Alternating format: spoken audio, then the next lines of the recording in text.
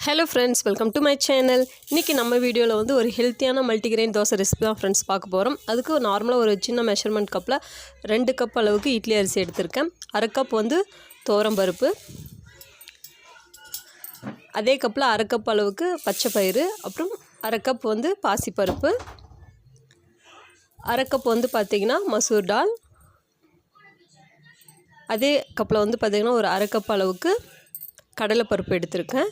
அப்புறம் 1 கப் அளவுக்கு வந்து பாத்தீங்கன்னா வெள்ளை அவல் வந்து எடுத்துர்க்கேன். சிகப்பு அவல் இருந்தாலும் நீங்க எடுத்துக்கோங்க. அப்புறம் அதே கப்ல வந்து பாத்தீங்கன்னா 1 கப் அளவுக்கு உளுத்தம் பருப்பு வந்து எடுத்துர்க்கேன். சோ அவ்வளவுதான் फ्रेंड्स. இன்னைக்கு வந்து பாத்தீங்கன்னா ஒரு 8 ஐட்டம்ஸ் எடுத்துர்க்கேன். நீங்க வந்து உங்ககிட்ட எத்தனை வகையான பருப்புங்க அதெல்லாம் இருக்கோ அதுக்கு தகுந்த மாதிரி எடுத்துக்கோங்க. இதே அளவுக்கு தான் எடுத்துக்கணும் அப்படின்றது கிடையாது மல்டிகிரெயின் தோசைக்கு பொறுத்த வரைக்கும். ஸோ இவ்வளோதான். இந்த பொருள் மட்டும் நான் இன்றைக்கி எடுத்திருக்கேன்.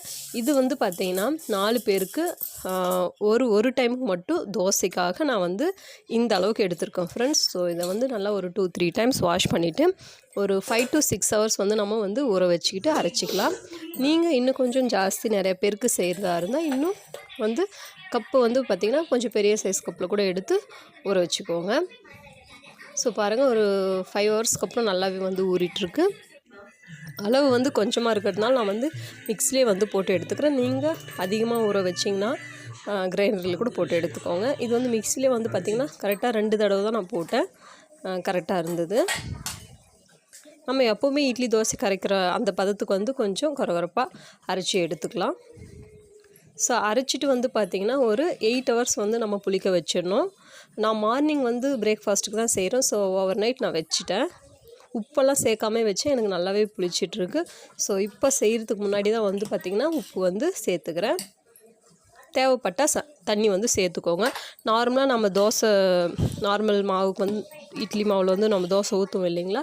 ஸோ அந்த தோசை மாவு எந்த பதத்தில் இருக்கோ அந்த பதத்தளவுக்கு வந்து தண்ணி ஆட் பண்ணி கரைச்சி வச்சுக்கலாம்.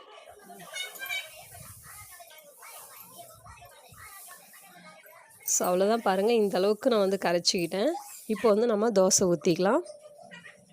ஸோ கண்டிப்பாக நீங்களும் வந்து செய்யுங்க. நார்மலாக செய்கிற மாவுலே தினம் இட்லி தோசைன்றதுக்கு பதில் வீக்லி 2 ஆவது இது போல் மல்டிகிரெயின் தோசை இல்லை மில்லட்ஸ் தோசை, ராகி தோசை, இது போல் ஏதாவது ஒரு மில்லட்ஸில் வந்து எடுத்துக்கிட்டால் ரொம்ப நல்லது ஹெல்த்துக்கு.